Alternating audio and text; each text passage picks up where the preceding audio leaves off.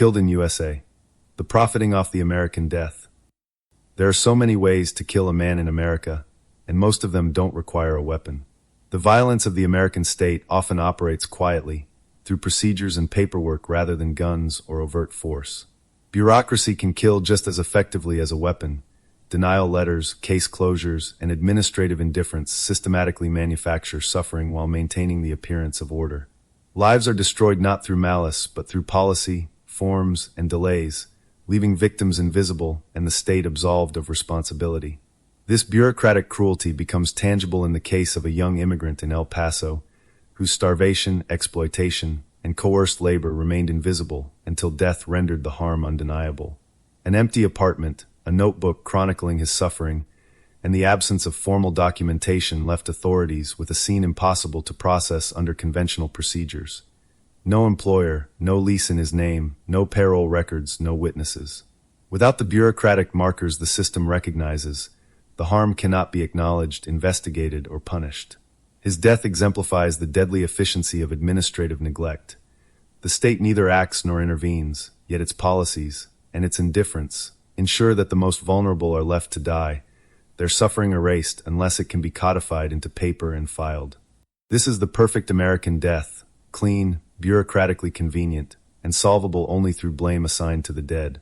And who would they blame? The immigrant who never filed the report. The man whose domestic violence scene was wiped clean months earlier because one partner fled the state.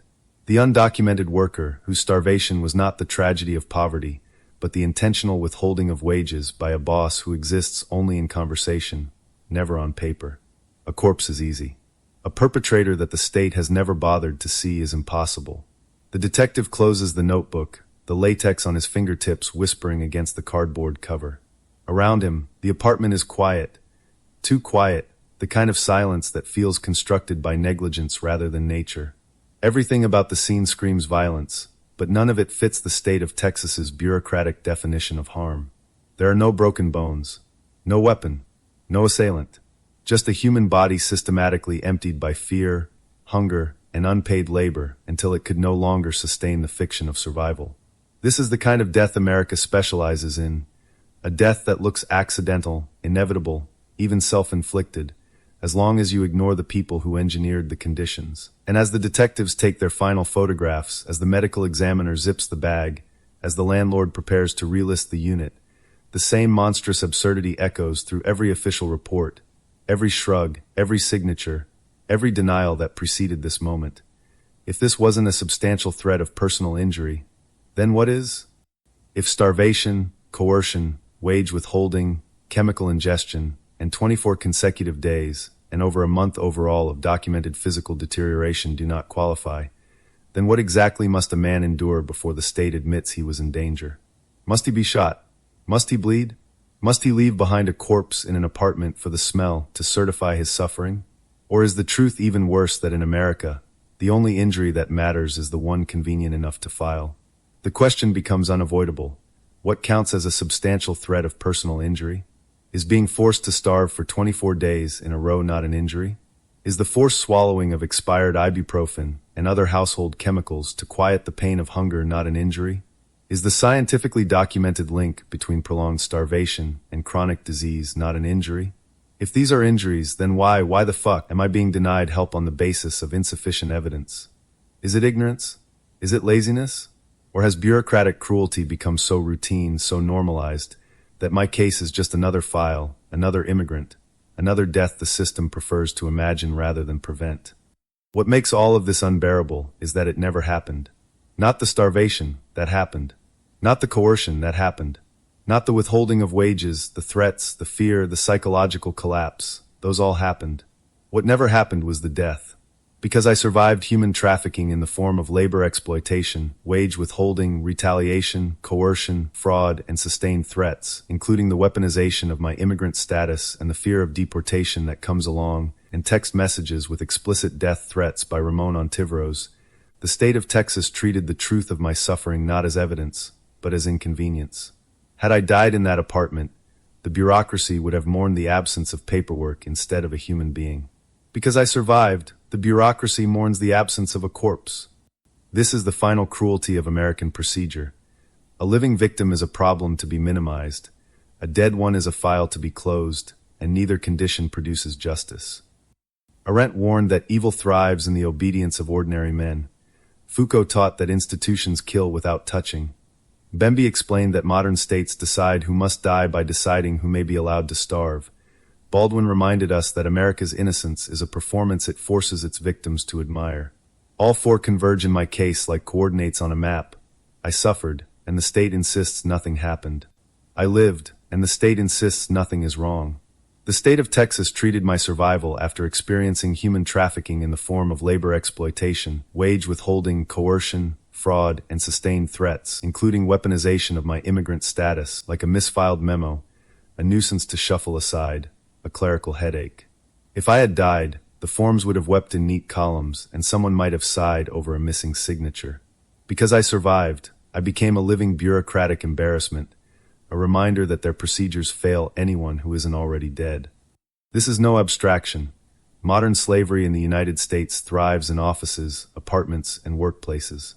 Coerced labor, withheld wages, and invisible victims are not relics of the past. They are systematic, contemporary, and systematically tolerated.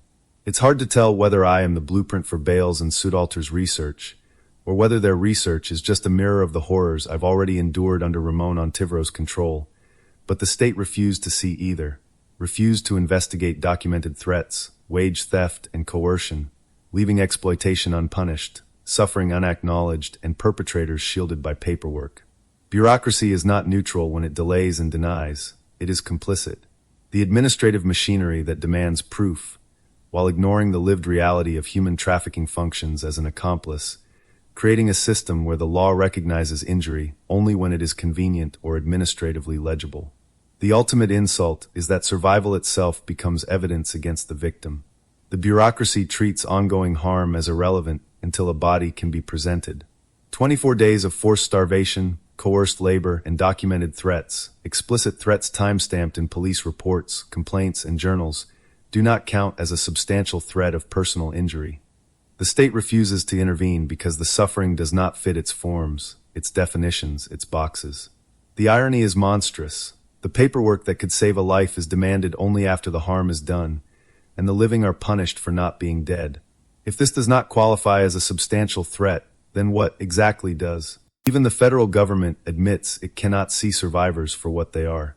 The United States Department of Justice, Homeland Security, and Federal Bureau of Investigation state there is no profile for a survivor of human trafficking. No checklist, no mold, no box to tick, because the system was never designed to recognize those it exploits. At least the FBI acknowledges the problem. At least it admits the state cannot see everything. The state of Texas refuses even that admission. It ignores documented forced starvation, coercion, and threats, treating my survival not as evidence, but as an administrative nuisance. Where federal agencies observes that survivors are invisible, Texas acts as if they are non-existent. The machinery of bureaucracy does not punish perpetrators. It punishes the living evidence of their crimes, rendering survival itself a liability. In Texas, failing to fit a profile is not a limitation of understanding. It is a justification for inaction. A death sentence without a killer, a bullet that never leaves a barrel, a finger that never presses the trigger, a bullet in the head that never punches through the skull, a horror celebrated by indifference. So let me answer the state of Texas with the only clarity this situation deserves. Wage theft is injury. 24 consecutive days of forced starvation, over a month in total, is injury. Retaliation, withheld wages, intimidation, including the weaponization of my immigrant status and text messages with explicit death threats to coerce me into confessing to crimes I did not commit, is injury. The documented disintegration of a mind under relentless coercion, starvation, and threat summed up as psychological collapse is injury. Human trafficking in the form of labor exploitation is the systemic, clinical diagnosis. What the state of Texas isn't: an emergency room with official clearance to recognize injury before it becomes death. It is a clerk's office with authority to ignore, a bureaucracy with permission to shrug, a system that punishes survival and legitimizes harm through paperwork. Survival is not the absence of injury. Survival is the evidence. Survival is the proof that I endured what should never have been endured in the first place. I refuse the bureaucratic fantasy that harm only becomes real after the body is cold. I refuse the notion that a man must die for his suffering to count. I refuse the quiet expectation that immigrants must become ghosts before anyone acknowledges they were ever alive. If the system cannot recognize that, then the issue is no longer whether I faced a substantial threat of personal injury. The issue is what the state believes a human life is worth, and why my survival was treated as a procedural nuisance instead of a warning. If this isn't a substantial threat of personal injury, then what the fuck is?